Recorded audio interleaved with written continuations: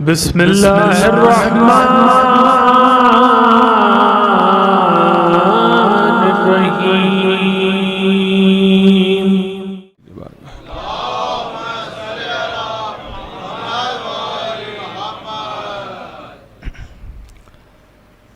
ला हौला वला कुव्वता इल्ला बिल्लाहिल अलिय्यिल अज़ीम। औज़ु बिल्लाहि मिनश शैतानिर रजीम। बिस्मिल्लाहिर रहमानिर रहीम।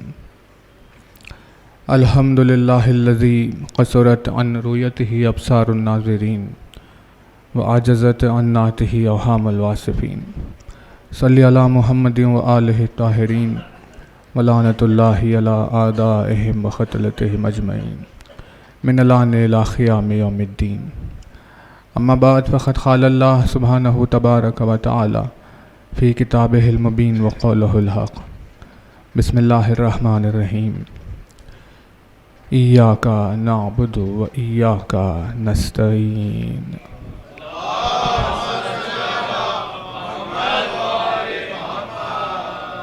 फरमाया साहिब आज़मुद्दरजात अल्फाज ने, फरमाया मालिक मौजिज़ नुमा अंदाज ने, फरमाया मौलाए कायनात अमीरुल मोमिनीन हज़रत अली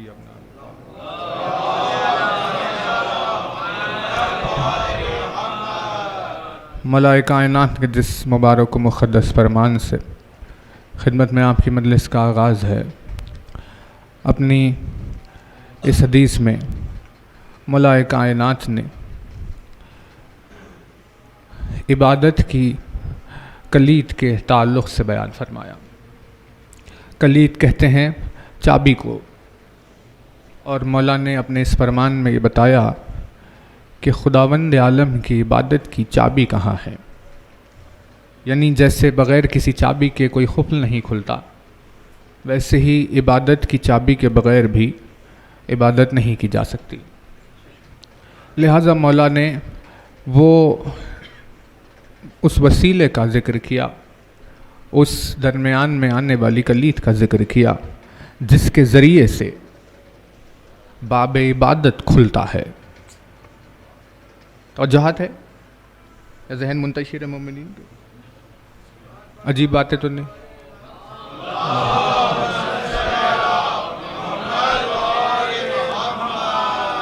एक बुलंद तरीन और सलवात।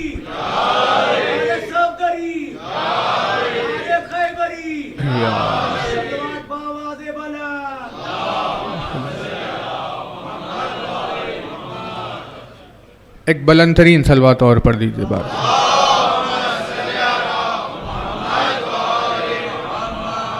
एक सलवात और इससे बुलंद पढ़ दीजिए।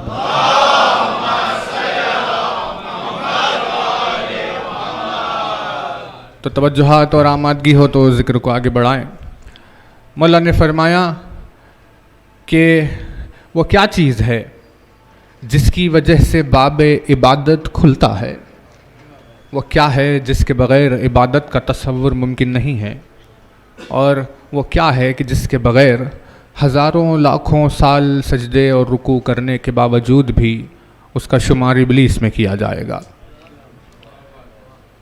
क्योंकि इबादत क़याम व क़ुऊद सुजूद और रुकू का नाम नहीं है, बल्कि इबादत एक ऐसे अमल का नाम है जो इस कलीद के बाद में पेश आए। उस कलीद को, उस आगाज़ इबादत को, उस इबादत की चाबी को कहते हैं इताअत। जिसने इताअत नहीं की उसने इबादत नहीं की। लाखों करोड़ों साल इब्लीस ने सजदे किए, ज़िक्र किया, तकबीर पढ़ी, तहलील पढ़ी, क्या क्या इब्लीस ने नहीं किया हज़ारों साल। लेकिन खुदावंद आलम ने उसकी हज़ारों साल के ज़िक्र को इबादत में शुमार नहीं किया, क्योंकि इब्लीस इताअत नहीं करता था। तो अगर इताअत न हो, चाहे एक लम्हे की ही क्यों न हो, हज़ारों बरस की इबादतों को ज़ाया कर देती है। और अगर इताअत मौजूद हो तो एक लम्हे की इबादत के बदले में भी परवरदिगार जन्नत अता कर देता है। तो मौला ने यह बयान किया कि इबादत की चाबी इताअत में है। जिसने इताअत नहीं की वो कभी इबादत नहीं कर सकता। हम जो नमाज पढ़ते हैं वो इसीलिए क्योंकि मुतीए रसूल है। हम जो रोज़ा रखते हैं तो इसीलिए क्योंकि इताअत रसूल है। हम जो हज करते हैं तो इसीलिए क्योंकि रसूल का हुक्म है। अगर रसूल का हुक्म न होता तो ये सारे अमाल हम अंजाम नहीं देते। यानी रसूल के हुक्म की फरमाबरदारी की खातिर नमाज भी पढ़ रहे हैं, उस हुक्म की फरमाबरदारी की खातिर रोज़ा भी रख रहे हैं, उसी हुक्म की फरमाबरदारी के लिए ज़कात भी दे रहे हैं। यानी मकसद असल इबादत नहीं है, मकसद असल इताअत है। और वो इताअत हमें लेकर इबादत तक जा रही है। इताअत के बगैर इबादत की नहीं जा सकती। और जिसकी इताअत की जाती है उसी की इबादत की जाती है, क्योंकि रसूल का हुक्म रसूल का अपना ज़ाती हुक्म नहीं है, क्योंकि मौला का हुक्म मौला का अपना ज़ाती हुक्म नहीं है, बल्कि अल्लाह का हुक्म है। इसीलिए अल्लाह की इताअत साबित हुई। क्योंकि अल्लाह की इताअत साबित हुई इसीलिए नमाज पढ़ना, रोज़ा रखना, एक दूसरे से मिलजुल कर रहना, नेकी से पेश आना, ये सब कुछ इबादत खुदा में शामिल हो गए। है ना तवज्जो? तो बात पता चली कि अहले बैत से हटकर अल्लाह ने किसी के ज़रिए से भी अपने हुक्म को नहीं पहुंचाया। उसका जो भी हुक्म है वो चहारदा मासूमीन बताएंगे कि उसका क्या हुक्म है। तो इसका मतलब यह है कि 14 को अगर छोड़ दिया जाए तो मुमकिन ही नहीं है कि कोई अल्लाह की इबादत कर रहा हो। वो अपनी नफसानी ख्वाहिशात की पैरवी कर रहा है, लेकिन वो अल्लाह की इबादत नहीं कर रहा। तो अगर कोई ये आयत पढ़ रहा है और नमाज में ये दावा कर रहा है इय्याका नअबुदु, कि हम सिर्फ तेरी इबादत करते हैं, तो हर वो शख्स झूठा है जिसके आमाल में अहले बैत के अलावा दूसरे फरामीन भी पाए जाए। क्योंकि सिर्फ अल्लाह की इबादत के लिए ज़रूरी है कि सिर्फ अहले बैत की सुने, क्योंकि अल्लाह ने अपना पैगाम सिर्फ अहले बैत से पहुंचाया। जिसने अहले बैत से हटकर किसी और की बात मानी तो वो ऐसा है जैसे अल्लाह से हटकर किसी और की इबादत कर दी। क्योंकि ये रूल आपके जहन में महफूज रहे कि इबादत उसी की होती है जिसकी इताअत हुई है। इताअत हमने जिसकी मानी। अब इसको कोई लो स्केल पे ना ले ले कि भाई जैसे बाप ने बच्चों से कहा कुछ तो बच्चों ने बाप की इताअत की, तो लोग कहने लगे कि भाई बच्चे बाप की इबादत कर रहे हैं। ऐसा नहीं है। हम अपने बाप की बात इसीलिए मान रहे हैं क्योंकि हुक्म खुदा है औलाद को कि बाप की बात मानो। तो जो हम अपने माँ बाप की इताअत कर रहे हैं वो अल्लाह की इबादत करार पाएगी, क्योंकि माँ बाप की इताअत का उसी ने हुक्म दिया। जो उसके हुक्म को मान रहा है वो उसकी इबादत कर रहा है। और जो कुछ भी चहारदा मासूमीन के अलावा बयान किया गया वो सब कुछ शैतानी वसवसे हैं, उन्हें हरगिज़ इबादत नहीं कहा जा सकता। चाहे उन शैतानी वसवसों में किसी ने मुसल्ले पतूल दे दिया हो, चाहे किसी ने नमाज की रकतें बढ़ा दी हो,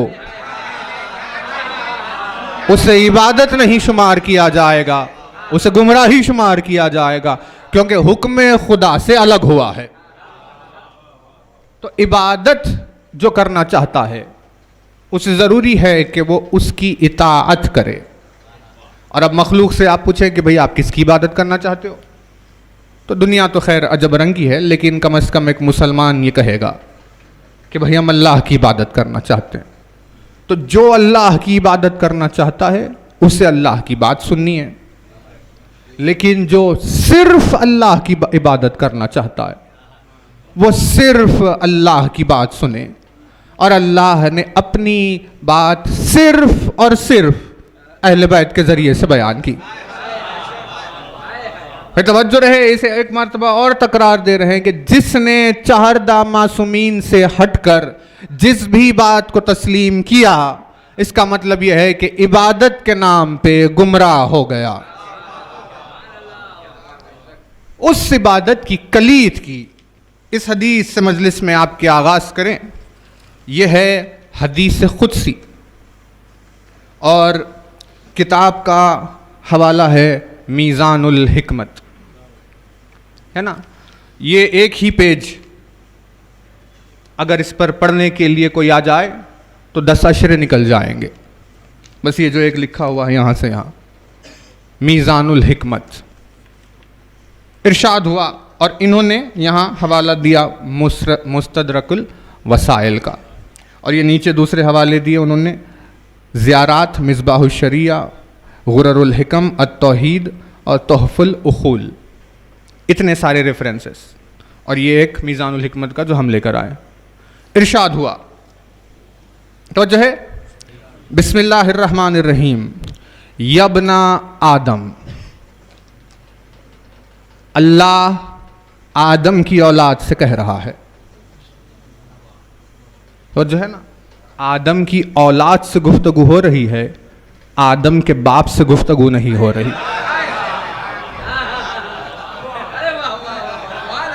जो खिताब किया गया, यब्ना आदम, ए आदम की औलाद, है ना। आदम की औलाद के लिए ये हुक्म है। आदम के बाप के लिए क्या होगा? आदम जिस तुराब का बना हुआ है, तो आदम के लिए बाप का दर्जा तुराब रखती है, और तुराब के लिए बाप का दर्जा अबू तुराब रखता है। यानी आदम और अली में दरमियान में मखलूक दर मखलूक का फासला है। अबू तुराब से तुराब और तुराब से आदम। इस फासले के बाद औलाद आदम से, यानी इंसान, खताकार गुनाहगार इंसान से खिताब हुआ। यब्ना आदम, ए आदम की औलाद, अना हय्युन ला अमूत, कि ए औलाद आदम, मैं वो जिंदा हूं जिसे कभी मौत नहीं आती। मैं ऐसा जिंदा हूं जिसे कभी मौत नहीं आती। अब इरशाद हुआ कि अतीनी फीमा अमर तुक, मैं तुझे जिस बात का हुक्म दे रहा हूं उसकी इताअत कर। लेकिन देखिए, अल्फाज अरबी ज़बान में यही खासियत होती है कि लफ्ज़ एक पल में माना बदल देते हैं, है ना। अतीनी फीमा अमर तुक, मैंने जो अम्र तेरी तरफ किया है उसकी इताअत कर। अमर तुक, मैंने जो अपना अम्र तेरे पास भेजा है उसकी इताअत कर। मैंने अपना अम्र, अम्र किससे कहते? अम्र कहते हैं किसी ऑर्डर को, किसी हुक्म को जो दिया जाए। इस अम्र से एक लफ्ज बना जिसे अमीर कहते हैं। लोगों ने अमीर का तर्जुमा पैसे वाला लिया, लेकिन दर हकीकत में अमीर का तर्जुमा है जो कहे वो हो जाए। जो कहे वो हो जाए उसे अमीर कहते हैं। क्योंकि पैसे वाले अमीर लोग जो कहते हैं वो हो जाता है, इसीलिए उन्हें भी अमीर कहा जाता है। वर्ड क्लियर हुआ? जो गरीब है उसे फकीर कहते हैं ना, जिसके पास पैसे ना हो, और जिसके पास बहुत दौलत हो उसे हम अमीर कहते हैं। लेकिन ये अमीर के माना उसकी दौलत से जुड़े हुए नहीं है। अमीर के माना इसीलिए उसे कहा गया लफ्ज़ क्योंकि वो जो हुक्म देता है, 50 नौकर है जो उसका काम कर देते हैं, इसीलिए उन्हें कहते हैं भाई अमीर लोग हैं, यानी जो चाहते हैं वो करा देते हैं। तो दर हकीकत में अमीर उसे कहते हैं जो हुक्म देता है वो पूरा हो जाता है। अमीर उसे कहते हैं जिसके कब्जे में अम्र होता है। इसी अम्र के ज़रिए से आसमान और ज़मीन खल्क़ हुए। वो अम्र है कि कुन कहा और वजूद में कायनात आ गई। ये अम्र जिसके कब्जे में हो उसे अमीर कहते हैं। और अब हुक्म देकर हो जाने के लिए दुनियावी मादियात तक ज़ाते अली महदूद नहीं है, बल्कि अली को तख्त खिलाफत से दूर करके लोग ये समझ रहे थे कि अली की अमीरी में कोई फ़र्क आ जाएगा।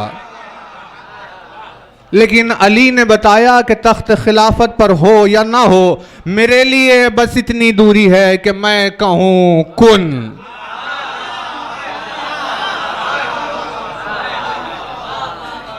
उस अमीर को जिसके पास अम्र हो, उसका हुक्म दिया जा रहा है, ए औलाद आदम, मैंने जो अपने अम्र तेरे पास भेजे हैं उनकी इताअत कर।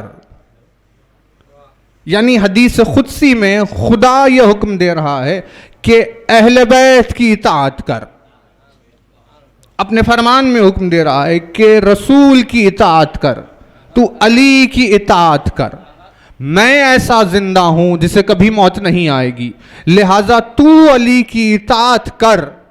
हत्ता अतीनी फीमा अमरतुक हत्ता अजअलका हय्यन ला तमूत, तू मेरे अम्र की इताअत कर यहां तक कि मैं तुझे भी ऐसा जिंदा बना दूं कि जिसे मौत नहीं आती।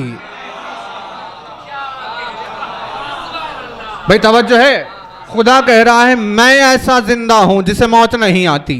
अब तू अली की सुन यहां तक कि मैं तुझे ऐसा जिंदा बना दूं कि जिसे मौत नहीं आती। यानी अली की इताअत करते करते करते बंदा एक ऐसी मंजिल पर पहुंच गया कि जहां यबना आदम होते हुए तौहीद से मिलने लगा।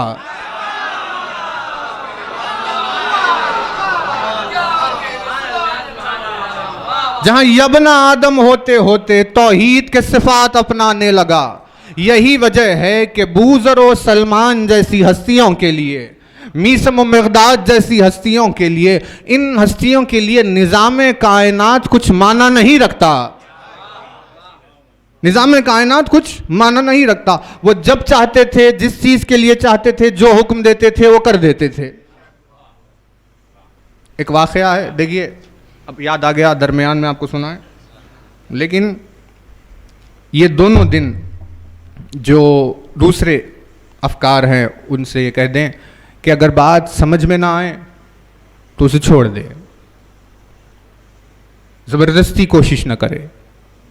मौला ने फरमाया अक्ल ज़र्फ़ की तरह है, इल्म मज़रूफ़ की तरह। अक्ल गिलास है, इल्म पानी है, तो लिहाजा गिलास को उतना ही पानी उठाना चाहिए जितना वो उठा सकती है।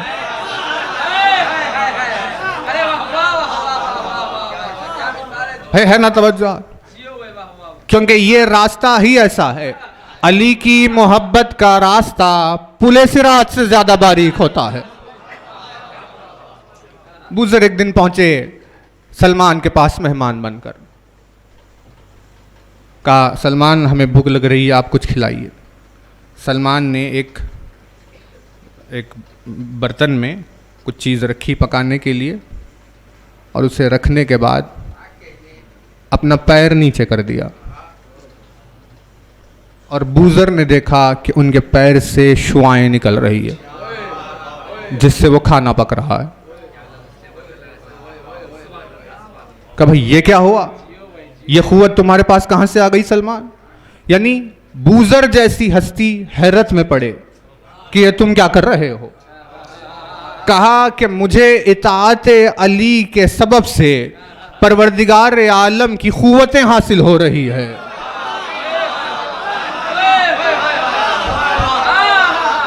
अली की मोहब्बत ने उन्हें वहां पहुंचा दिया कि जैसे मूसा के लिए दरख्त से आग निकल रही थी, वैसे ही सलमान ने मौजिज़ा दिखा दिया। का सलमान कौन है? सलमान है इब्ने आदम।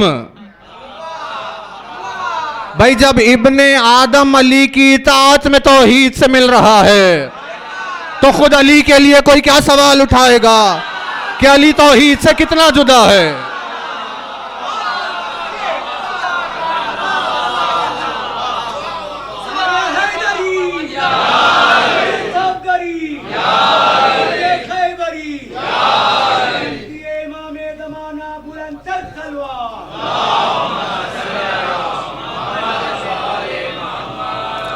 इरशाद हुआ यबना आदम अना अखूलु लिश्शय कुन फयकून। यह है मीज़ानुल हिकमत। देखिए हवाला यहाँ बाबे मीज़ानुल हिकमत का जो कैलिबर है वो लोगों पर रोशन है। मज़हब तशय्यो की अजीम शान एतिक़ाद की बुनियादी किताबों में से एक मीज़ानुल हिकमत। 6 वॉल्यूम में एक पूरा चैप्टर है अल इबादत, बाब इबादत। हदीस नंबर 11618, पेज नंबर 2381। यह है हवाला, है ना। क्या इरशाद हुआ? यबना आदम अना अखूलु लिश्शय कुन फयकून अतीनी फीमा अमरतुका अजअलका तखूलु लिश्शय कुन फयकून। कि ऐ इब्ने आदम, मैं वो हूं कि जब किसी शय के वजूद को चाहता हूं तो कहता हूं कि हो जा तो वो हो जाती है। भाई मैं वो हूं जो जब कुन कहता हूं तो वो यकून हो जाती है। मेरे अम्र की इताअत कर, यहां तक कि मैं तुझे ऐसा बना दूं कि तू कुन कहे और वो चीज हो जाए।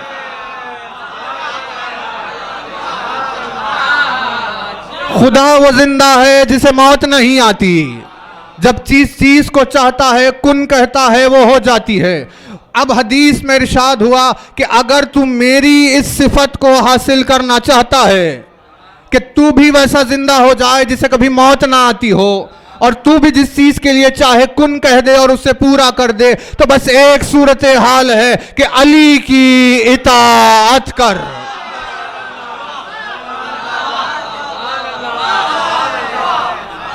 भाई अली की इताअत से जब एक बशर सिफात तौहीद अपनाए तो दुनिया ये क्यों सवाल करती है कि खुद ज़ाते अली में सिफात तौहीद कितने हैं।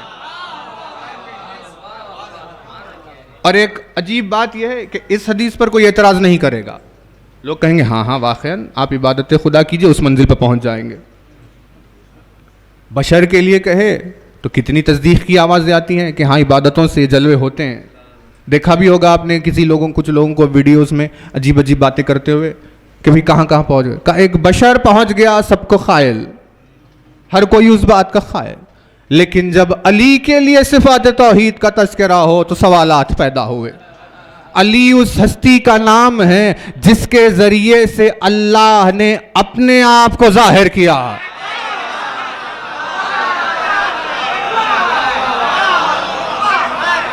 कैसे कोई खादिर किसी मजबूर से खुद को जाहिर करे,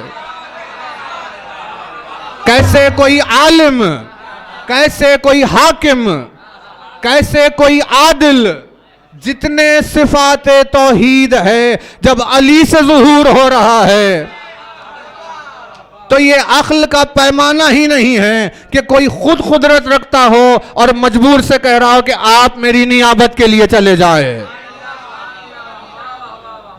भाई सिफत का जुदागाना होना या उसमें जिद होना तो बहुत दूर की बात है, लेकिन अगर कुदरत में कमी हो जाए तो उसके मकाम पर नहीं आ सकता। कायनात तो कौनैन में हर एक साहिब ईमान के जहनों में जो अल्लाह का ईमान और एतिकाद है वो सिर्फ और सिर्फ अली के जरिए से है।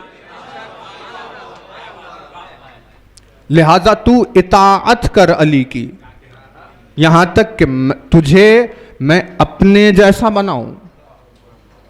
अली की इताअत से इंसानों का ये आलम, जो परवरदिगार आलम का नफ्स हो उसका क्या आलम होगा।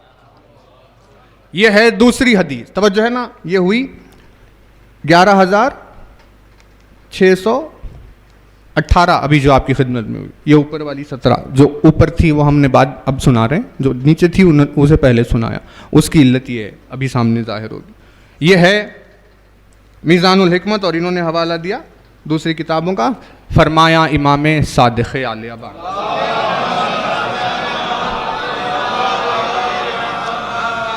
बहुत तवज्जो रहे, इरशाद हुआ अल उबूदियतु जौहरतुन कुन्हुहा रुबूबिया।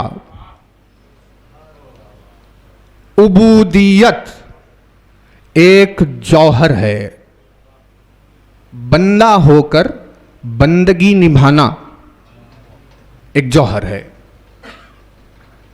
और उसका बातिन, उबूदियत का बातिन रुबूबियत है।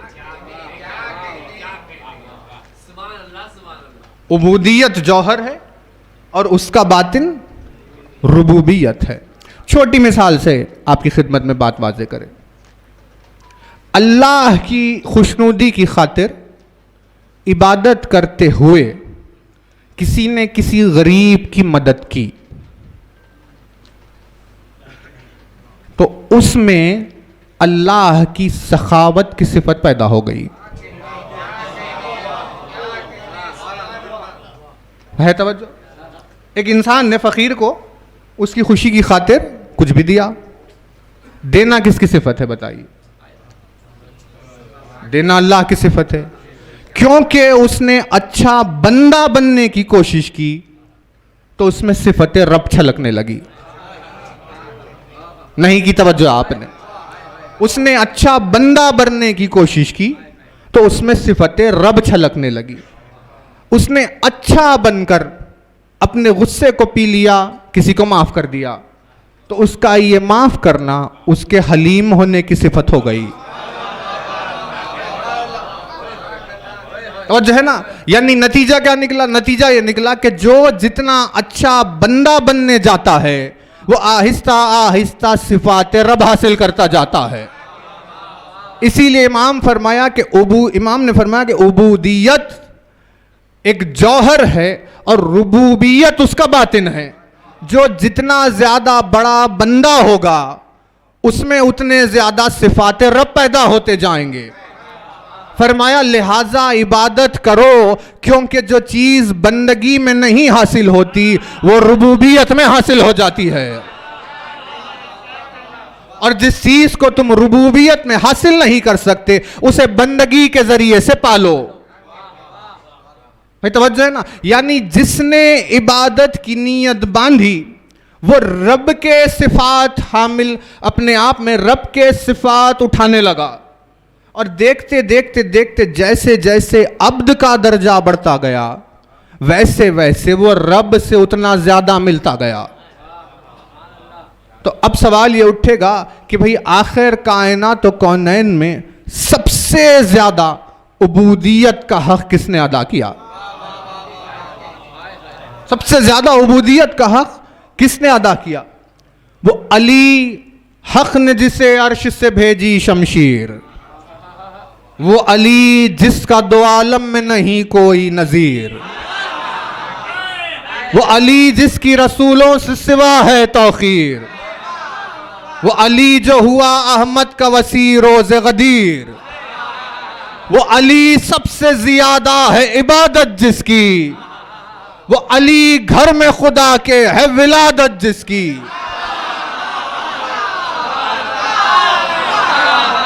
सबसे ज्यादा बंदगी के जौहर जिस हस्ती में नजर आए वो अली की जात है, और उस बंदगी का नतीजा ये हुआ कि वो अपने रब से ऐसा मिल गया कि देखने वाले को समझ में ही नहीं आता कि कौन सजदा कर रहा है और किसे सजदा हो रहा है।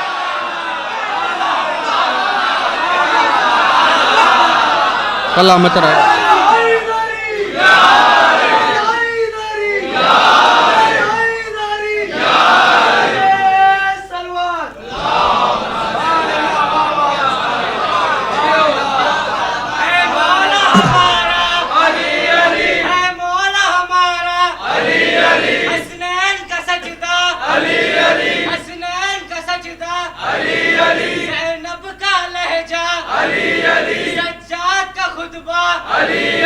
अब्बास का चेहरा अली अली, अब्बास का चेहरा अली अली, अकबर की जवानी अली अली, असगर का हंसना अली अली, ईसा का मौला अली अली, मूसा का मौला अली अली, नबियों ने पुकारा अली अली, जरा जोर से बोलो अली अली, जरा जोर से बोलो अली अली, जरा प्यार से बोलो अली अली, अरे हाय दरी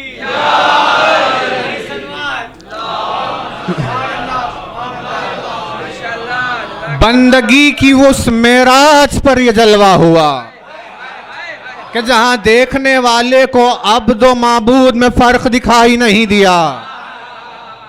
तवज्जो रहे कि ऐसा ज्यादा अब्द हुआ कि मिसाल माबूद हो गया।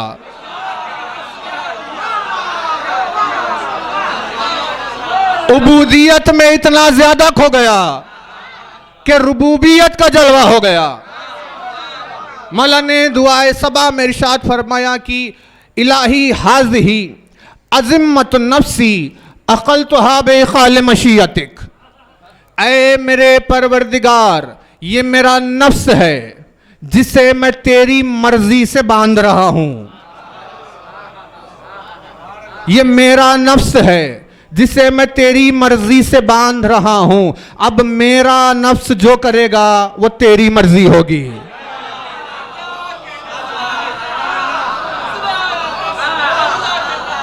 जो तेरी मर्जी होगी वो मेरा नफ्स होगा।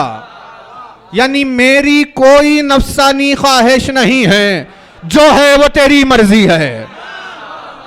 यानी मतलब यह है कि अब अली का चलना नहीं हुआ।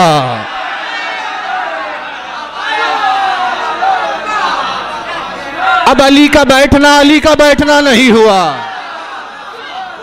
यही वजह है कि लोग सलमान को मजनून कहा करते थे कि जब अली को चलते हुए देखता और कोई पूछता कि सलमान क्या देख रहे हो,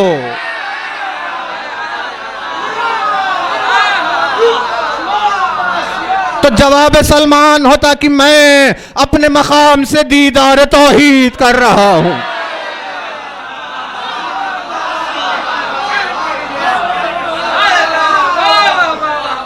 भाई इसी वजह से मौला ने जालिब के सवाल के जवाब में फरमाया कि मैं उसकी इबादत नहीं करता जिसे मैंने देखा ना हो। कैसे मुमकिन है कि अली का इतना बड़ा उसूल अली के चाहने वालों के मिजाज में ना आए। लिहाजा कोई भी अली को निगाह उल्फत से देखे बगैर लाखों सजदे करता रहे वो इबादत में शुमार नहीं होगा।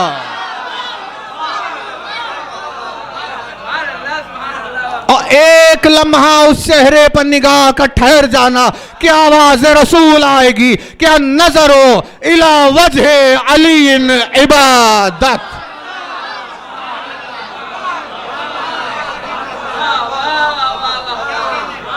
अली के चेहरे को देखना इबादत है। नहीं की तवज्जो आपने। झूठा है वो शख्स जो कह रहा है इया का नाबुदो।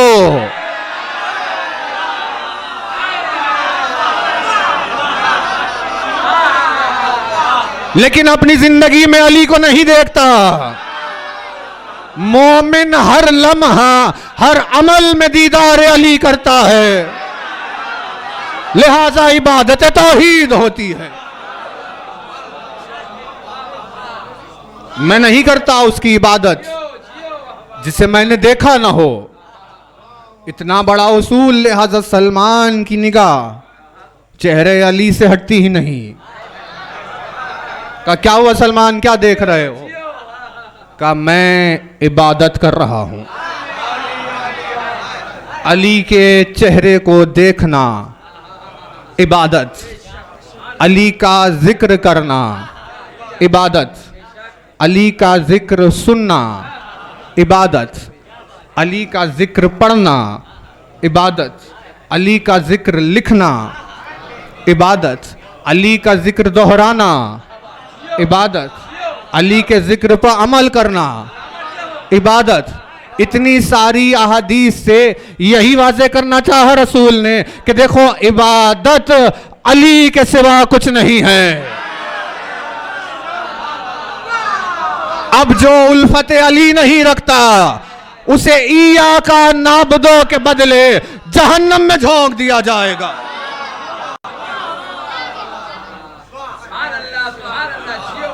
बुलंदतरीन सलवात बारगाह इलाही में।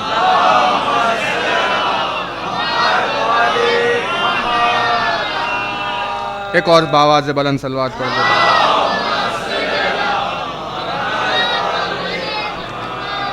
उल्फत अली के बगैर लोगों की इबादतें लाशय की तरह होती है। इबादतें लोगों की उल्फत अली के बगैर लाशय। क्या चीज़ है ये लाशय? रूम से एक शख्स आया शाम में और अपने साथ एक घोड़ा लेकर आया था। तो शाम का जो हाकिम था उसे घोड़ा पसंद आया।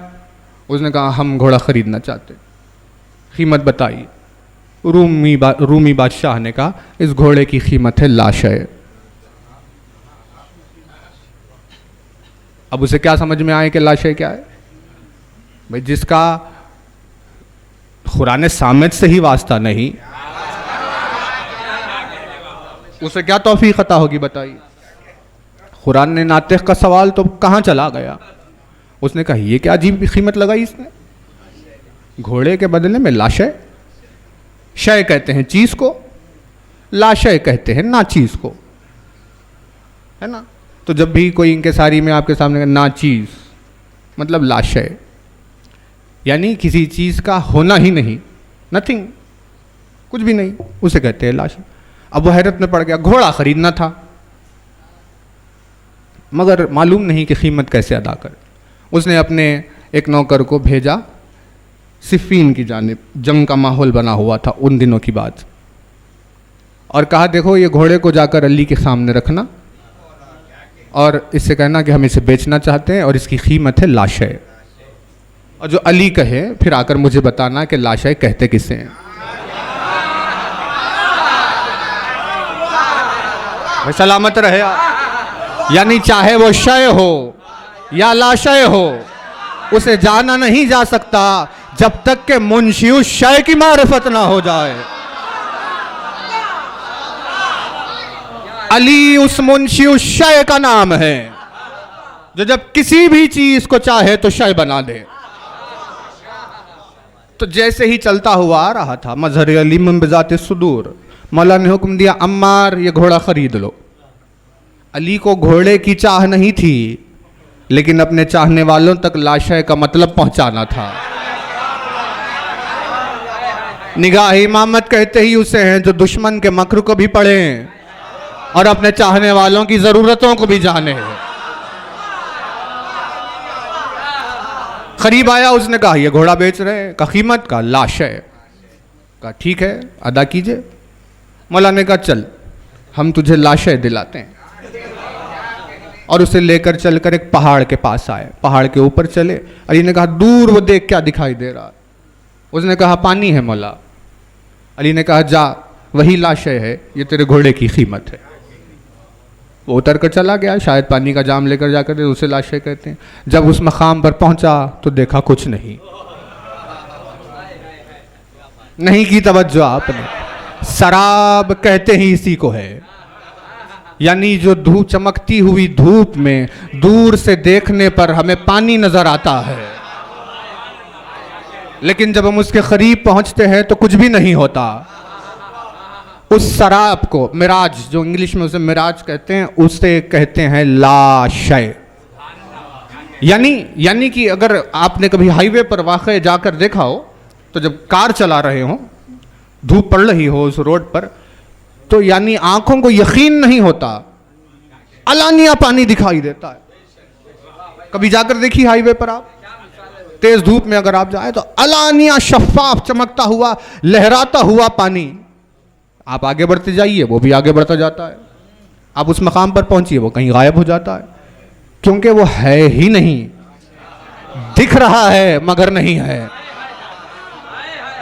इसीलिए अली ने कहा लाशय, यानी देखने वाले समझेंगे कि है, लेकिन वह हकीकत में नहीं होता।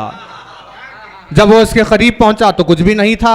अली के पास आया कि या अली वहां कुछ नहीं है। अली ने कहा वही लाशय है, जा जाकर कह दे तेरे हाकिम से कि लाशय किसे कहते हैं। यानी तसल्ली मिलती रहती है कि हाँ भाई पानी तो है, हम जाकर कुछ पी लेंगे, लेकिन कुछ भी आखिर में हाथ ही नहीं आता। बस वैसे ही अली की मोहब्बत के बगैर लोगों की इबादतें हैं लाशय।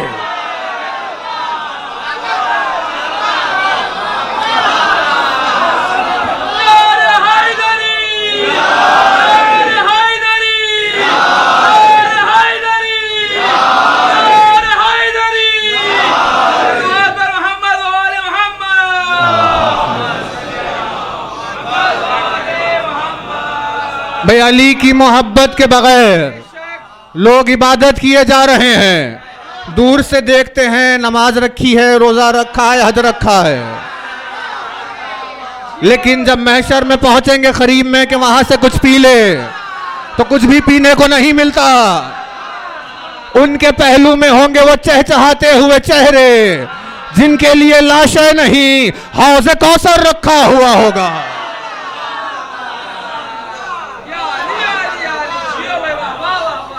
क्योंकि कोई अल्लाह की इबादत इताअत अली के बगैर कर ही नहीं सकता। अब आपकी खिदमत में ये देखिए, किताब का नाम है मफातिहुल जिनान, है ना। किसी कौन सा घर होगा जिसमें किताब नहीं, और कौन वो जो ताक़ीबात का आदी होगा जिसे इस किताब से वक्फियत नहीं।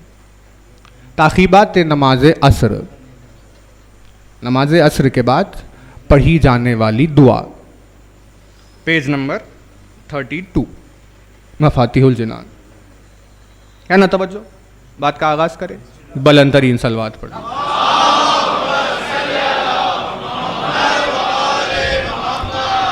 यहाँ जिस चीज़ को बे इंतहा ज़रूरी तौर पर समझना है वो है इत्तिबाए नफ्स, नफ्स। क्योंकि रूल ये है जिसने जिसकी इताअत की उसने उसकी इबादत की, है ना। अब हम यहाँ पर, अब हमने एक बात आपको कही, अगर आपने वो बात मान ली तो आपने हमारी इबादत की। लेकिन ये चेन बनकर नतीजा बदल जाएगा। आपने हमारी बात मानी, हमने आपको कुरान का रेफरेंस दिया, तो आपने हमारी बात नहीं मानी, आपने कुरान की बात मानी, और आपने क्योंकि कुरान की बात मानी आपने अल्लाह की बात मान ली। लिहाजा इस बात को मान लेना इबादत है।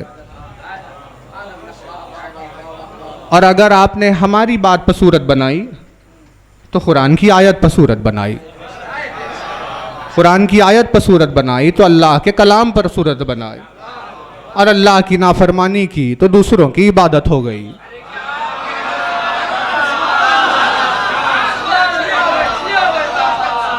अब बहुत बड़ी हिकमतें छिपी होती हैं एक एक मजलिस के पीछे। भाई तवज्जो रहे, मजलिस में आना कहीं इबादत के पैमाने को बदल ही ना डाले। क्योंकि जब जाकिर अपनी तरफ से कुछ कहता है तो तमाम बैठे हुए जाकिर की इबादत में हो जाते हैं।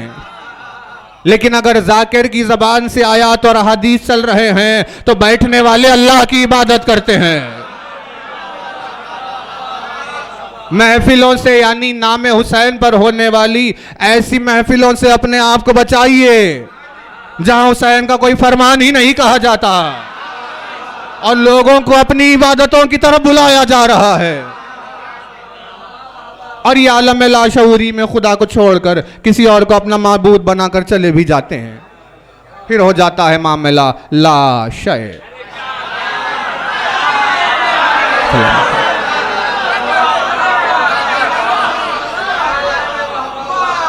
चेन होनी चाहिए, चेन कि बात कहां तक पहुंच रही है। आखिर में खुदा है तो ठीक है, लेकिन अगर खुदा तक नहीं पहुंचती तो उसके गैर की इबादत हो गई, जो इस्लाम नहीं है। ला इलाहा इल्लल्लाह। इस दुआ में नमाज असर के बाद जो दुआ बताई गई, इस दुआ में ऐसी ही एक चीज़ मांगी गई। तवज्जो रहे बहुत ज़्यादा। बिस्मिल्लाहिर्रहमानिर्रहीम। अल्लाहुम्मा इन्नी आऊज़ु बिका मिन नफ्सिल ला तशबा। दुआ करने वाला नमाज असर पढ़ने के बाद दुआ कर रहा है, मेरे परवरदिगार मैं तुझसे, मैं तेरी पनाह चाहता हूँ। पनाह क्या क़यामत ख़ेज़ दुआ है, तेरी पनाह चाहिए। हर सूरत हाल में, हर घड़ी इंसान उसकी पनाह का मोहताज है। अब छत के नीचे बैठे हुए हैं, कोई ये ना समझे कि हम महफूज हैं, न जाने कब आकर छत सर पर गिर जाए, लेकिन उसकी पनाह है जो छत को रोके हुए हैं। रास्ते पे न जाने कब एक्सीडेंट हो जाए, लेकिन उसकी पनाह है जो हमें बचाए रखती है। जिस दिन तक वो चाहे कि हाँ हमारी पनाह में रहे, वो रहता है। जिस दिन वो चाहे कि चलो तुम्हारा वक्त हो गया, पलट कर आना है, पलट जाता है। तो हर वक्त, हर लिहाज, हर सूरत हाल में बंदा पनाह चाहता है। इसमें उसने पनाह मांगी कि परवरदिगार मैं तुझसे पनाह चाहता हूँ, तेरी पनाह चाहता हूँ उस नफ्स से जो मनमानी करता है।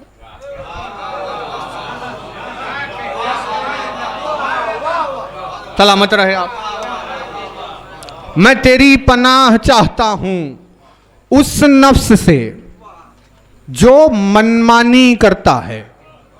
यहां पर तर्जुमा और माना सिर्फ अपनी नफ्स तक महदूद नहीं है कि हम अपनी नफ्स को बचा रहे हैं कि ये मनमानी ना करें। कभी ऐसा होता है कि हमारा नफ्स तो ठीक रहता है, लेकिन उसकी मुलाकात एक ऐसे दूसरे नफ्स से हो जाती है जो मनमानी करता है। लिहाजा हम तो मनमानी नहीं कर रहे थे, लेकिन उसकी मनमानी को मान लेते हैं।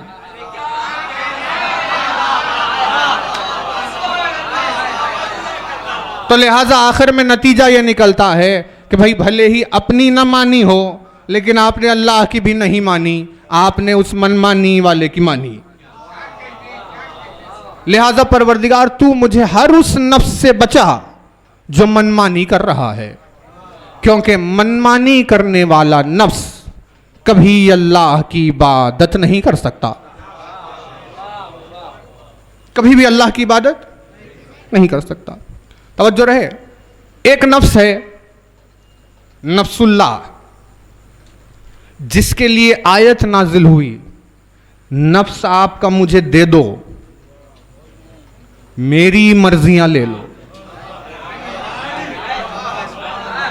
न जाने उसने उस नफ्स में क्या देखा हो।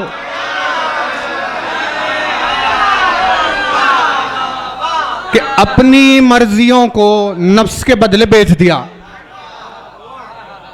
भाई यशरी यानी जो बै होता है, कारोबार होता है, जिसमें कोई बेचने वाला किसी चीज को नहीं बेचता उस वक्त तक जब तक कि उसे उस बै में मुनाफा ना नजर आए।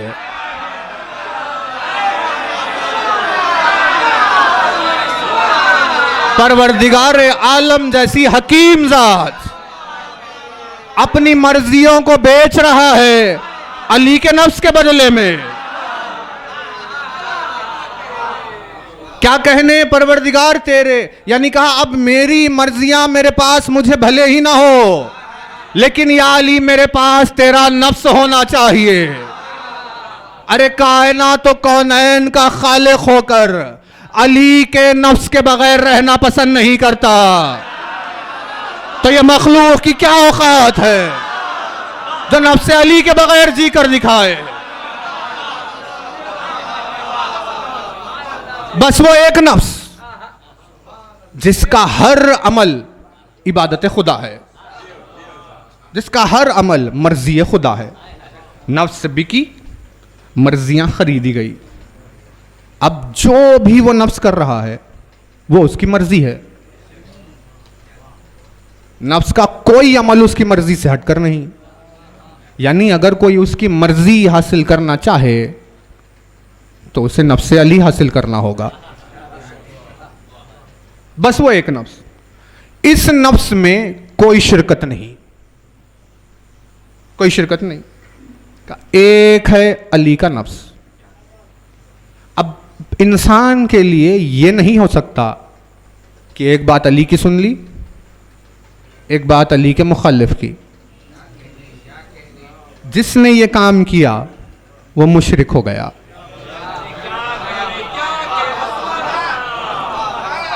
क्योंकि एक नफ्स से बस एक नफ्स जिसकी इत्तेबा करनी है, अगर उस नफ्स से हटकर किसी की बात सुनी, चाहे वो अपनी खुद की नफ्सी की क्यों ना हो, मुशरिक हो गया।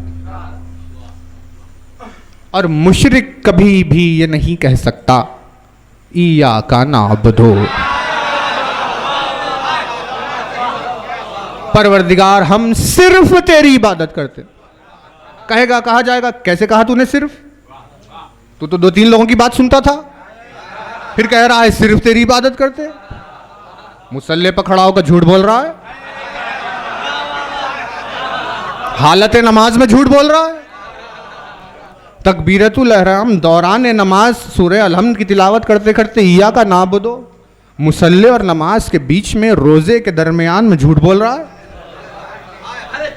अब बताइए ऐसे झूठे का वो क्या करेगा? आसान लफ्ज नहीं है इय्याका नअबुदु, हम सिर्फ तेरी इबादत करते हैं। कहां करते थे आप हमारी इबादत? इबादत की किस्में देखिए, देखिए वक्त देर तो नहीं हो गई, क्योंकि हमारी ख्वाहिश ये है कि उन्वान को कल ख़त्म करें, परसों तक उन्वान को ले जाना नहीं है। एक हिकमत है उसके पीछे। इंशाअल्लाह कल उन्वान ख़त्म कर देंगे, फिर परसों एक सिंगल कोई मजलिस पढ़ेंगे खिदमत में आपकी। तो थोड़ी सी 5-10 मिनट की और इजाज़त आप दें।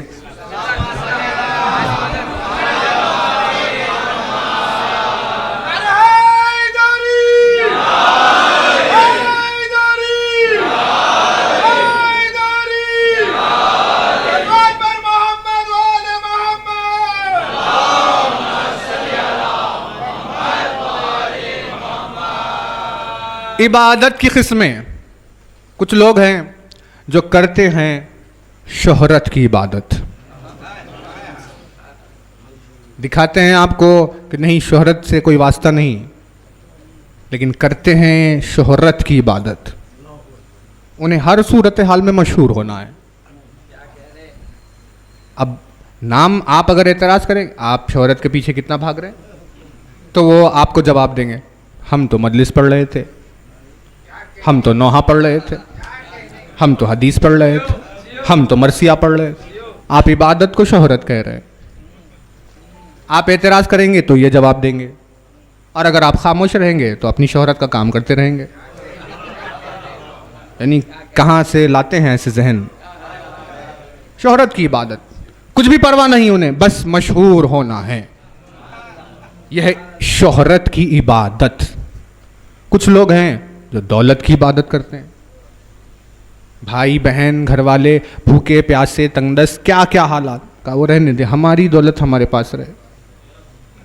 तो ये दौलत से मोहब्बत नहीं है बेजा, यह है दौलत की इबादत। कुछ लोग हैं जो औरतों की इबादत करते हैं, ख़वातीन की इबादत। बीवी ने उनकी कह दिया कि भाई दिन है तो बस ख़त्म, अब पूरा ज़माना बताए अंधेरा, वो कहेंगे दिन है। तो वो औरत की इबादत कर रहे हैं।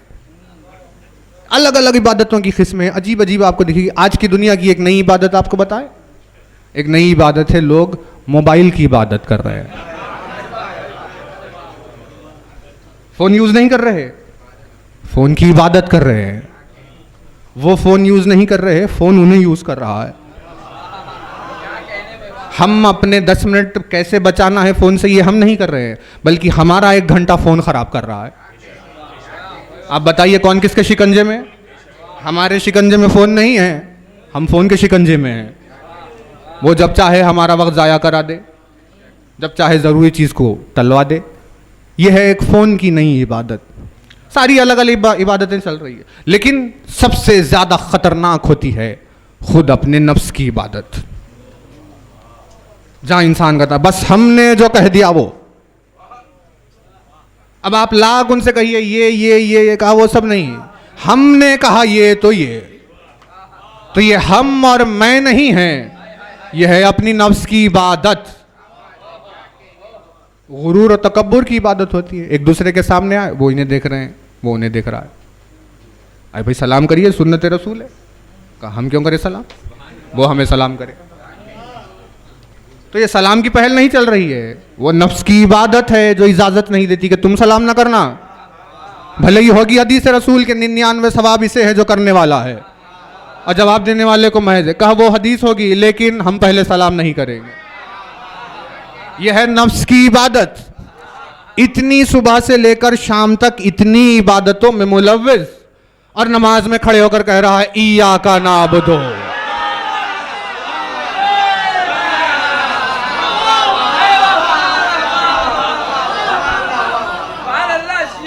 भाई तवज्जो है ना, नमाज में खड़े होकर हम सिर्फ तेरी इबादत करते हैं। इतना बड़ा झूठ मुसल्ले पर कह दिया। अब बताइए उसे जहन्नम से कौन बचाएगा? तो फिर आखिर इस इय्याका नअबुदु को इंसान निभाए तो कैसे निभाए? और नतीजा कलाम आ रहा है, तवज्जो रहे। इस इय्याका नअबुदु को निभाए तो कैसे निभाए? का इय्याका नअबुदु सिर्फ वही कह सकता है जो सिर्फ और सिर्फ अली की सुने।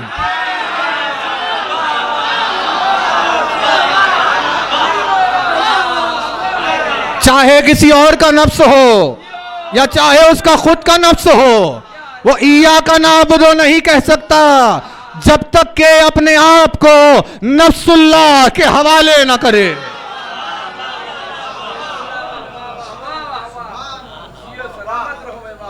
ये जमाना बुत परस्ती का जमाना चल रहा है भाई, है ना। देखिए बात टफ है, लेकिन हमें क्या है बताइए, किस चीज़ की हमें परवाह बताई? मजलिस पढ़ानी है पढ़ाए, न पढ़ाए न पढ़ाए। शहर में रहने दे, शहर बदर कर दे। मिलना है मिले, ना मिलना है ना मिले। भाई हमें किसी चीज़ की फिक्र है क्या? है ना, कुछ भी नहीं। लेकिन ये सारी चीज़ों से गुजर कर क्यों कह रहे हैं? ताकि आपके सामने हक आशना हो जाए। भाई सवाल हो जो भी, अगर कोई चीज़ भी, किसी चीज़ का भी एतराज़ हो, तो हम कल भी यहाँ हैं, परसों भी यहाँ हैं, अलानिया तौर पर आप कहे इय्याका नअबुदु सिर्फ वही कह सकता है जो सिर्फ अली की सुने। अगर अली के यानी नफ्सुल्लाह से हटकर अपने नफ्स की बात भी मान ली तो उस दायरे से हट गया। तजदीद करनी होगी, इस्तिग़फ़ार करना होगा, नाक रगड़नी होगी, तौबा करना होगा, फिर पलट कर आकर अहद करे कि सिर्फ तेरी नफ्स की बात सुनेंगे, फिर कहे इय्याका नअबुदु तो ठीक। लेकिन अगर नफ्स की अपनी मनमानी चल रही है और इय्याका नअबुदु कह रहा है, झूठ बोल रहा है। अब इसी बात से गुजरते हुए देखिए एक वाक़या सुनाकर मजलिस तमाम कर देंगे। फिर से आपकी खिदमत में लेकर आए हैं, यह है मीज़ानुल हिकमत, बाब इबादत, 2386 पेज नंबर, और हदीस नंबर 11658। मीज़ानुल हिकमत। बुत परस्ती किससे कहते हैं? मिट्टी के, पत्थर के बुत को पूजने को बुत परस्ती नहीं कहते। इंसानों को भी अगर पूजा जाए तो बुत परस्ती होती है। आप सब आवाज।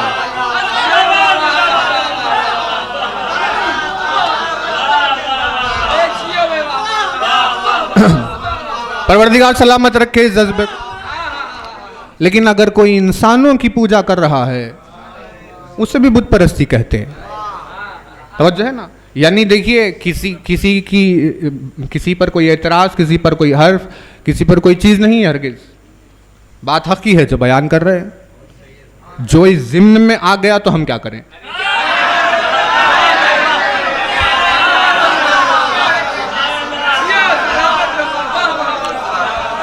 हमने कुछ कहा किसी को, किसी को भी हमने कुछ नहीं कहा। अब हमारी इस बात से जो ये हदीस है या जो आयत है, जैसे आयत इज़ा जाअकल मुनाफ़िक़ूना, जब ये मुनाफिक आते हैं तो वो कहते हैं हम गवाही देते हैं आप अल्लाह के रसूल है। आयत नाजिल हुई कि मुनाफिक कहते हैं आप अल्लाह के रसूल है लेकिन दिल से नहीं मानते। रसूल अकरम ने कहा ये आयत नाजिल हुई। कुछ लोग खुसुर फुसुर करने लगे, हमारे बारे में आ गई, जबकि रसूल ने किसी को कुछ बताया ही नहीं था, निशानदही नहीं कि तुमने तुम्हारे बारे में।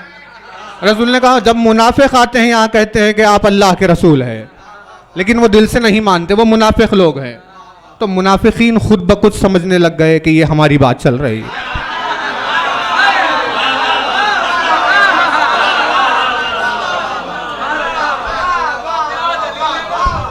भाई चोर था एक चोर, उसने कहा उसने किसी चीज की चोरी की, दूसरे पर इल्जाम डाल दिया ये चोर है ये चोर है ये चोर है। अब कशमकश चली, अब क्या करें कौन चोर है। मुकद्दमा अली के दरबार में आ गया। अली ने कहा दीवार बनाओ, दीवार बनी, 2 सुराख बनाओ, 2 सुराख बने, दोनों के सर डाल दो, दोनों के सर डाल दिए। अली ने आवाज दी कंबर चोर का सर उड़ा दो। बस ये सुनना था कि जो चोर था उसने सर पीछे कर लिया, नहीं की तवज्जो आपने। अली ने इशारा नहीं किया कि इसका सर उड़ाओ, अली ने कहा चोर का सर उड़ाओ। तो चोर खुद समझ गया कि मेरी बात चल रही है।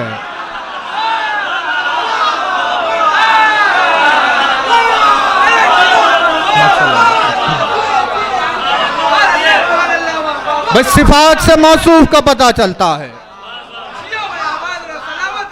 वैसे ही मुनाफिकीन के लिए आयत आई, मुनाफिक खुद समझने लग गया हाँ ये मेरी बात चल रही है। अब वैसे ही इस हदीस को सुनकर जो सोचने लग जाए तो आप समझ लेना कि उन्हीं की बात चल रही थी।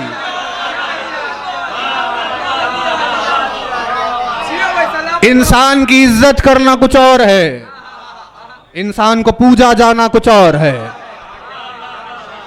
खुदावंद आलम गवाह है, ये मिंबर रोज़े महशर गवाही देगा। इस फर्श अज़ा से आवाज़ आएगी, इस खाकसार के दिल में जो उलमाए दीन की इज्जत है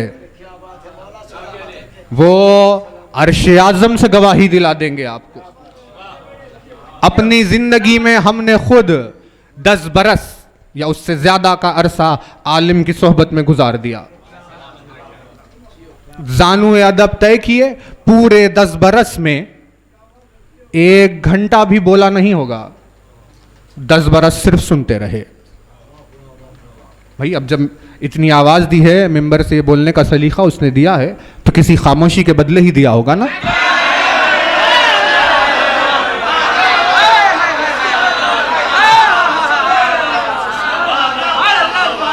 जिन्हें बचपन से बोलने की बीमारी होती है वो बोलने के शौक में मर जाते हैं, लेकिन उन्हें बोलने का मौका नहीं मिलता।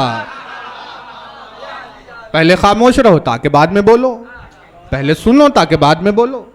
हमने गुजार दी, और आज भी मौलाना नईम अब्बास नखवी साहब क़िबला मरहूम, आज भी उनके नाम के लिए हम अपनी जान देने तैयार है। यह है हमारे दिल में एक आलिम का मकाम, लेकिन उन्होंने ही हमें यह सिखाया। देखो आलिम दीन होता है, दीन नहीं होता।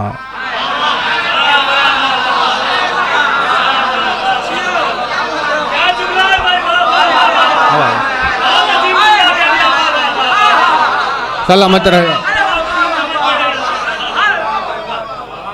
इज्जत और इकराम में उलमा के अपनी जान दे दीजिए, भले ही ये पूरे शहर में पाए जाने वाले मोमिनीन अगर एक आलिम के कदमों पर सर कटा दे अपना तो कोई एतराज नहीं।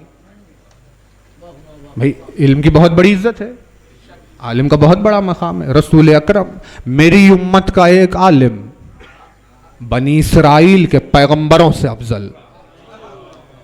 अब आप बताइए, जब हम मूसा के लिए सर कटा सकते हैं तो जो मूसा से अफजल हो उसके लिए सर क्यों नहीं कटाएंगे, है ना। ये हुई उलमाए दीन की बात, और ये है हदीस मीज़ानुल हिकमत। इरशाद हुआ, फरमाया इमाम सादिक़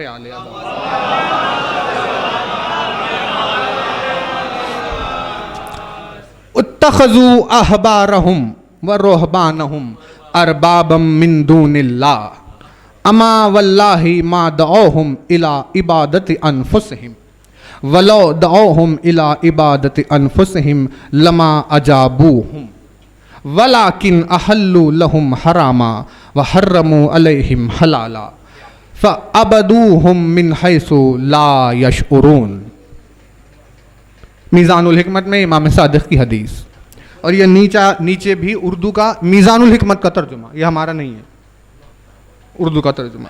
इरशाद हुआ, लोगों ने अल्लाह को छोड़कर अपने आलिमों को खुदा बना डाला।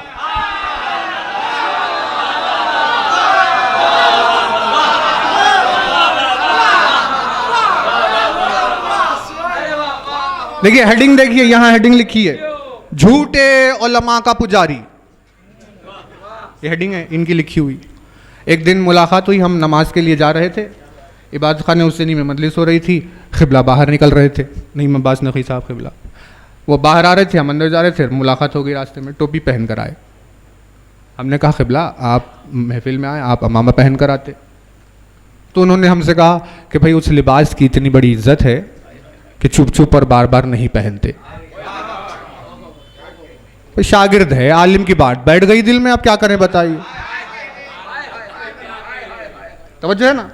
तो ये है हेडिंग इसकी लिखी हुई, झूठे उलमा का पुजारी इन्होंने लिखा। और लिखते हैं कि लोगों ने अल्लाह को छोड़कर अपने आलिम ज़ाहिदों को खुदा बना डाला। अगर वो उलमा अपनी इबादत करने की दावत देते तो लोग हरगिज़ इसको कबूल ना करते, बल्कि इन उलमा ने खुदा के हलाल को हराम किया और उसके हराम को हलाल कर दिया। लोगों ने इसको मानकर लाशऊरी तौर पर खुदा के बजाय उनकी इताअत करके उनकी इबादत की।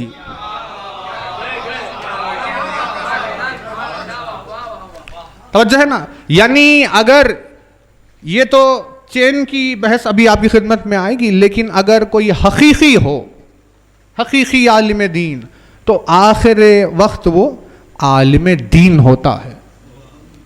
अब हम यहाँ आपके सामने जो तकरीर कर रहे हैं, इस पर हज़ारों एहसान है नईम अब्बास नक़वी साहब क़िबला के। हर मजलिस में हमारी वो शरीक है, जो सवाब हमें मिलेगा वो सवाब उन्हें मिलेगा, उससे ज़्यादा उनको मिले, क्योंकि उन्होंने हमें सिखाया। लेकिन अगर हम यहाँ मिंबर पर आकर आपसे कहते जाते कि मौलाना ऐसे थे, मौलाना ऐसे थे, उन्होंने ये सिखाया, उन्होंने सिखाया, तो आप क्या कहते हैं? आप कहते भाई वो सब ठीक है, उन्होंने सिखाया क्या ये तो बताइए। भाई हमारा स्कूल ऐसा है, हमारा कॉलेज ऐसा है, हमारा इंस्टीट्यूट ऐसा है, हमारा मदरसा ऐसा है, अरे वो ठीक है, लेकिन पढ़ाया क्या वो तो बताइए।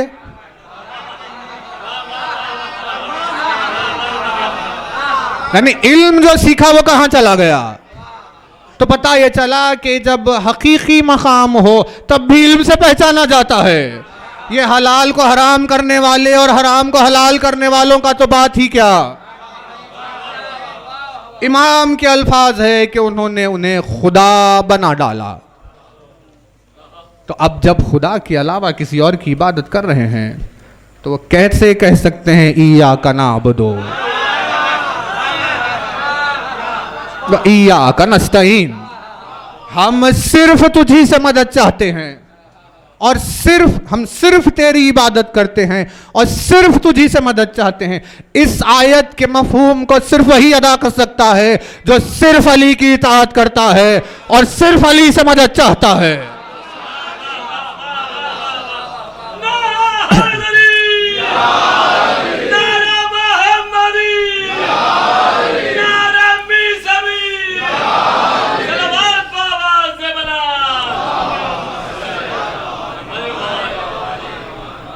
सिर्फ अली की इताअत और सिर्फ अली से मदद ही है इय्याका नअबुदु व इय्याका नस्तईन। इस खाकसार ने अपने मुख्तसर से मुताले में कोई वाक़या नहीं देखा ऐसा जो इस आयत के मफहूम को यूं अदा करता हो जैसा अली का हालत रुकू में ज़कात अदा करना। अली को हालत रुकू में देख कर तौहीद में खो गया। साइल गुजर पड़ा इय्याका नअबुदु, अली के हाथ से अंगूठी हासिल की, वो गुजर पड़ा व इय्याका नस्तईन।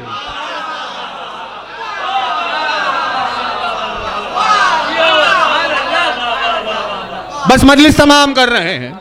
परवरदिगार इस जज्बे को सलामत रखे जो मोमिनीन बैठे हैं। कैसे कैसे माहौल से ये इस तरह मजलिस हुसैन में बैठना काबिल तारीफ बात है। अब्द के माना दोहरा दें क्योंकि कल की मजलिस में बहुत ज़रूरी है। अब्द कहते हैं उसे जिसका कुछ या पूरा इख्तियार खुद उसके पास ना हो। इसीलिए अरब के ज़माने में ग़ुलामों को अब्द कहा जाता था। ग़ुलाम को अब्द कहते क्यों? क्योंकि वो अपनी मर्ज़ी से कुछ नहीं कर सकता। आका कहेंगे जाओ तो जाना, आका कहेंगे आओ तो आना, खुद अपना इख्तियार नहीं रखता था, इसीलिए अब्द। उस अब्द की ज़िद है हुर। हुर यानी आज़ाद। सलामत रहे।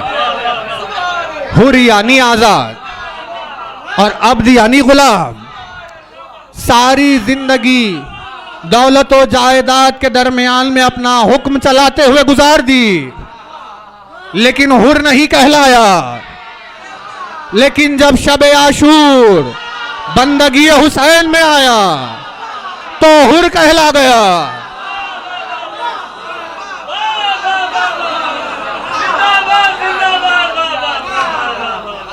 आजाद को कहते हैं, लेकिन अहले बैत ने अब्द के माना को बदल दिया और मौला ने कहा अब्द गुलाम को नहीं, अब्द आजाद को कहते हैं। तवज्जो है, मौला ने माना बदल दिए। मौला ने कहा अब्द गुलाम नहीं है, अब्द आजाद है। दुनिया की निगाहों में अब्द गुलाम होता है, लेकिन अल्लाह की निगाहों में उसका अब्द आजाद होता है ना तवज्जो? क्यों? क्योंकि दौलत का तौख, शौहरत का तौख, नफ्स का तौख, तकब्बुर का तौख, गुरूर का तौख, क्या क्या तौख पहने हुए, आजाद कहाँ हुआ?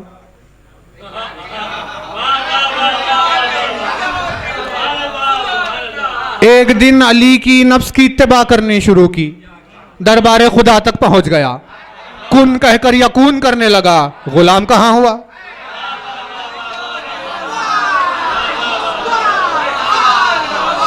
कौन आजाद कौन है?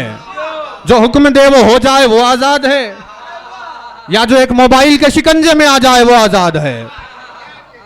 मौला ने कहा अब्द गुलाम को नहीं कहते, बल्कि अल्लाह का अब्द वो होता है जो आजाद होता है, बातिल के शिकंजे से आजाद, लम्हे फिक्र के लिए आजाद, इत्तेबाए अक्ल के लिए आजाद, दुश्मन से टकराने के लिए आजाद, अपना सर कटाने के लिए आजाद, रिश्तों को खता करने के लिए आजाद, रिश्ते निभाने के लिए आजाद। मौला ने फरमाया अल्लाह का अब्द गुलाम नहीं होता, अल्लाह का अब्द आजाद होता है। दुनिया की बंदगी करने वाले गुलाम होते हैं, अल्लाह का अब्द आजाद होता है। वो 72 आजाद अल्लाह के अब्द थे जिन्होंने करबला के मैदान में अपनी आजादी की दलील दी। कहा असहाब यानी इतरते अहले बैत अथार, इनका क्या जिक्र करे, असहाब व अंसार जो हुसैन की नुसरत करने के लिए बशर जमा हुए थे, उन्होंने ललकारा कोशिश तो कर किसी चीज से हमें खरीदने की। लुट जाएगी सल्तनत यजीदियत, खत्म हो जाएगी फिरौनियत और कारूनियत, लेकिन हमारे तरफ से तू कभी इत्तेफाक हासिल नहीं कर सकता। आसमान और जमीन की दौलत से ज्यादा बुलंद हमारी आजादी है। यह अल्लाह की अब्दियत में आने वाले की आजादी हो जाना है। तवज्जो, बस देखिए मजलिस तमाम कर रहे हैं, यहां से आएंगे मुख्तसर से मसाइब की जानिब। शाम की सरहदों के आगे कोई बादशाह रहता था, उसके घर में रिश्ता हुआ, एक शख्स, उसकी बेटी का रिश्ता हुआ एक शख्स से जिसका नाम था फत्ताह, और वो बादशाह था दुश्मन अली। उसने कहा कि देखो ये निकाह की शादी की बात आगे बढ़ जाएगी, इस दुल्हन के मेहर के लिए खून अली लेकर आना। फत्ताह चला, होते होते रास्तों से वो तमाम गुजरते गुजरते गुजरते मदीने की सरहदों में दाखिल हुआ। तो फत्ताह ने देखा कि एक शख्स है जो बागबानी कर रहा है, मानो ऐसे कि जैसे ज़मीन उसकी हथेली के हुक्म के ताबे हो, उंगलियां ऐसी कि जैसे दरख्त के बीज उसके फरमाबरदार हो। फत्ताह ने कहा कि भाई न जाने कौन है क्या है। फत्ताह ने आकर कहा कि मुझे बताओ कि वो मकाम कहाँ है, वो रास्ता कहाँ है, मुझे अली के पास जाना है। तो उन्होंने पूछा तू है कौन? उसने कहा मैं फत्ताह हूँ। उसने पूछा आप कौन? उन्होंने कहा मैं अब्दुल्ला हूँ।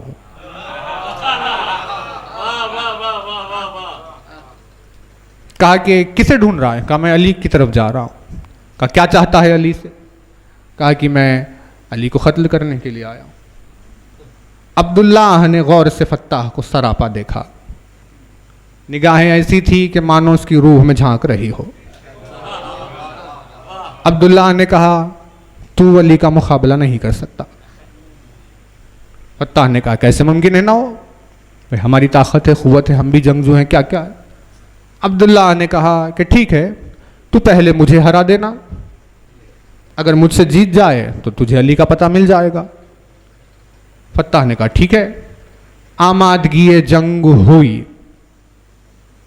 और आमादगी जंग में जब वो हमले के लिए आगे बढ़ा तो अजब मंजर कशी की गई है कि अब्दुल्लाह का एक हाथ ऐसे ही रखा हुआ था।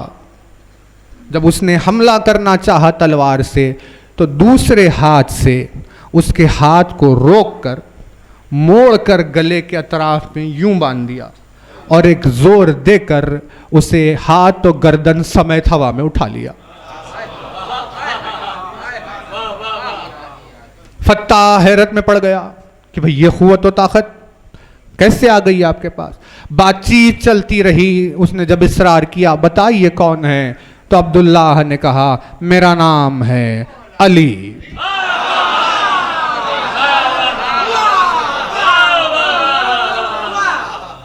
कहा बता तू क्यों अली को कत्ल करने के लिए आया। तो उसने माजरा सुनाया कि भाई मेहर मांगा गया इसीलिए। तो अली ने अपने सर को आगे किया, कहा अगर मैं तेरी मोहब्बत के आड़े आ रहा हूं तो ये मेरा सर हाजिर है, इसे खलम कर ले। बस ये सुनना था कि फत्ताह अली के कदमों में गिर पड़ा और कहा कि खुदा के लिए मुझे अपनी गुलामी में ले लीजिए, खुदा के लिए मुझे अपनी गुलामी में ले लीजिए, मैं आपका अब्द बनना चाहता हूं।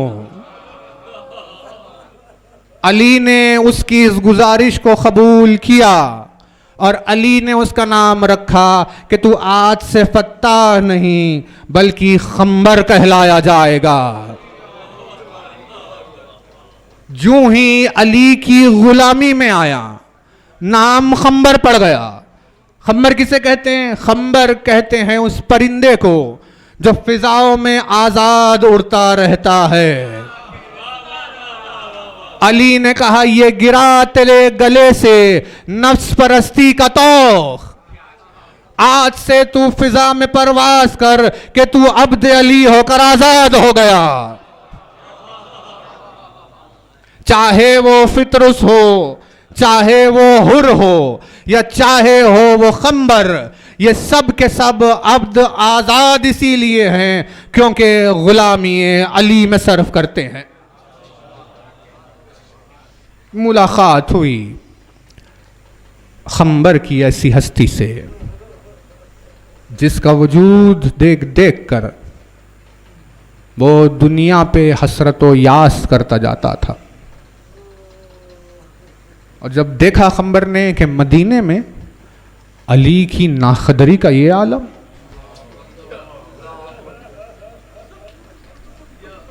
दिल खंबर का चूर चूर हो गया। कहा वाय हो इस दुनिया पर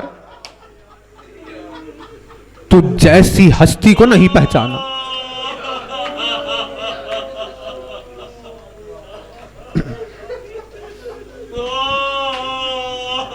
इन आवाज़ों पर रहमत नाजिल हो।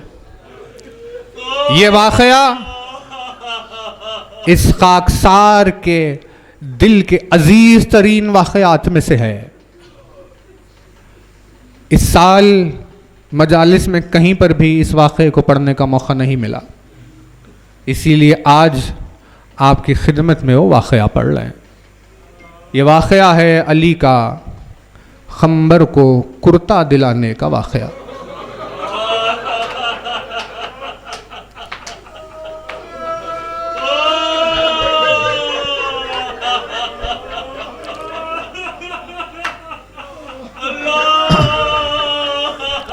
इक्कीस माह मुबारक को अली के जनाजे की पांति खड़ा होकर तड़प तड़प कर खंबर रो रहा था। उस तड़प को देखकर किसी ने पूछा, खंबर तो इतनी ज्यादा तड़प कर क्यों रो रहा है? खंबर ने जवाब दिया, मैं अली को कफन में नहीं देख सकता।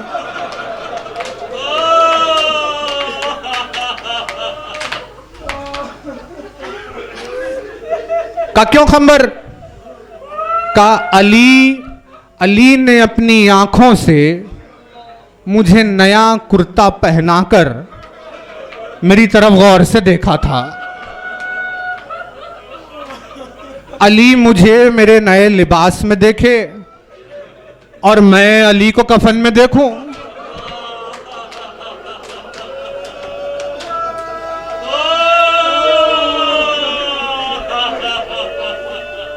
खंबर ने कहा, मैं अली को कफन में नहीं देख सकता। खंबर के इस जुमले से बस मसाइब का वो तसलसल पैदा हो गया। वाकया पूरा आपकी खिदमत में अर्ज कर रहे हैं कि मौला का जो लिबास था, जो कुर्ता, उस कुर्ते पर 51 पैबंद हो गए थे।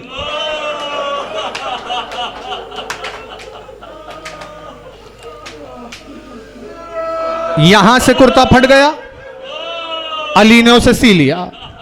यहां से कुर्ता फट गया, अली ने उसे सी लिया। 51 मकामात से कुर्ता फट चुका था। 51 मकामात से अली ने कुर्ता सिया था। हसन और हुसैन की निगाह पड़ी, पास से अदब से अपने बाबा से कुछ कह नहीं पाए। दोनों शहजादे मिलकर अपनी बहन के पास आए और कहा, ए माजाई ज़ैनब, बाबा के कुर्ते का हाल देखा है क्या? बाबा के कुर्ते पर 51 पैबंद हो गए। हम आपसे ये इल्तिमास करने आए हैं कि बाबा से कहिए कि अपने लिए एक नया कुर्ता ले ले। शहजादी ने कहा, ठीक है, जब मेरा बाबा मुझसे मुलाकात के लिए आएगा तो मैं ज़रूर कहूँगी। बेटी से मुलाकात के इश्तियाक में वो हस्ती के जिससे दरबार पर जिब्रील और मीकाईल आते थे, वो ज़ैनब से मिलने के लिए घर को गया। जब घर में दाखिल हुए तो शहजादी ने गौर से अली के कुर्ते को देखा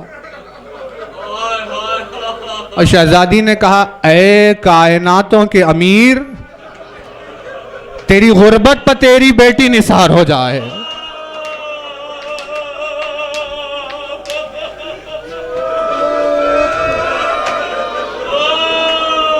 खुदारा या अली, ईद करीब आ रही है, अपने लिए एक नया कुर्ता ले ले मेरे बाबा। बेटी की ख्वाहिश हुई। अली ने कहा, ठीक है, आपकी ख्वाहिश है तो हम ईद के लिए नया कुर्ता ले लेते हैं। यह कहकर अली कुर्ता लाने के लिए जाने लगे और कहा, खंबर, चलो हमारे साथ एक नया कुर्ता लेते हैं। खंबर को लिए पहुंचे दुकान पर, बाजार में। कुर्ते की कीमत मालूम की, कहा 4 दिरहम का कुर्ता है। अली के पास 4 दिरहम थे। अली ने कुर्ता खरीदा, खंबर के हवाले कर दिया। कहा, खंबर, ये लो कुर्ता नया तुम्हारे लिए, तुम इसे पहन लो। खंबर तड़पने लगा, मेरे मौला कैसे मुमकिन है कि तू पैबंदों वाला कुर्ता पहने और मैं नया कुर्ता पहनूं, हरगिज नहीं हो सकता। अली ने क्या क़यामत खेज फितरत के मिजाज को रखकर जवाब दिया। अली ने कहा, खंबर तुम जवान हो खंबर। अली 63 बरस की ज़ईफ़ी को पहुंच गया है और नया लिबास पहनने की चाहत एक जवान के दिल में ज्यादा होती है। मुझे अपने परवरदिगार से शर्म आ रही है कि मैं इस सिनो साल में नया लिबास पहनूं। ये लो, ये कुर्ता ले लो खंबर, ये अली की तरफ से तुम्हें ईद का तोहफा है। अली ने कुर्ता खंबर के हवाले कर दिया। दिन गुजरे, ईद का रोज आया, खंबर ने नया कुर्ता पहना और ईद मिलने के लिए मस्जिद में दाखिल हुआ। जो ही अली की निगाह पड़ी, अली ने देखकर कहा, इस लिबास में तुम कितने खूबसूरत नजर आते हो खंबर। बस ये सुनना था कि अली के कदमों पर गिर पड़ा। खंबर ने कहा, मेरे मौला, मुझे ईद का तोहफा देने वाले, आज खंबर ये अहद करता है कि रोजाना अपनी मेहनत से पाई पाई जमा करूंगा और आने वाले माह मुबारक में जब ईद का रोज आएगा तो खंबर तुझे कुर्ता तोहफे में अता करेगा। अरे ये अहद पैमान करके खंबर पैसे जमा करने लगा। दिन गुजरते गए, माह मुबारक आ गया। अली रोजेदार बनकर रमजान में दाखिल हुआ। खंबर की बेचैनी बढ़ती जा रही थी। वो कुर्ते का एहतमाम करना ही चाह रहा। ईद को अभी कुछ दिन ही बाकी थे कि 19 रमजान अली के सर पर ज़रब लग गई।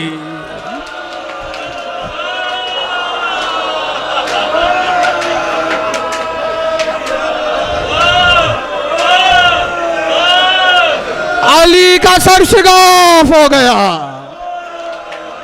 21वीं को अली का ताबूत उठाया जाने लगा।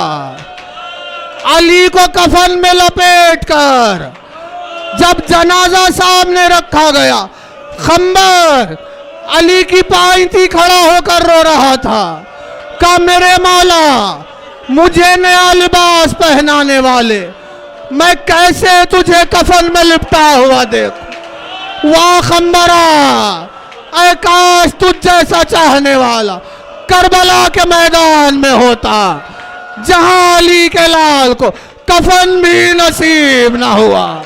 लाश हुसैन जमीन करबला बेगोर